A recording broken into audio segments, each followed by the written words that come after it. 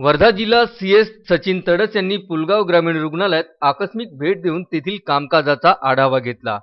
त्यांनी बारकाईने तपासणी करत बाह्य रुग्ण विभाग आणि आंतररुग्ण विभागाची संपूर्ण माहिती जाणून त्यात काही सूचना दिल्यात। पुलगाव ग्रामीण रुग्णालय मागील 8 वर्षांपासून जिल्ह्यातून प्रथम क्रमांकाचा मानकरी ठरत आहे।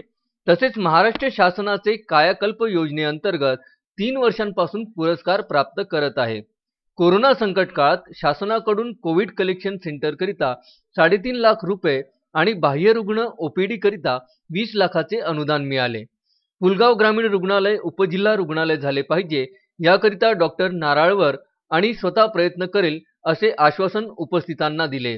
या भेटी दरम्यान डॉक्टर गोपाल नाराळकर, डॉक्टर पझारे, परिचारिका नलिनी मस्के, कडूकर, मेटे, गायकवाड आणि रुग्ण कल्याण समितीचे सदस्य मोला शरीफ, भगतसिंग धनधुरिया उपस्थित होते।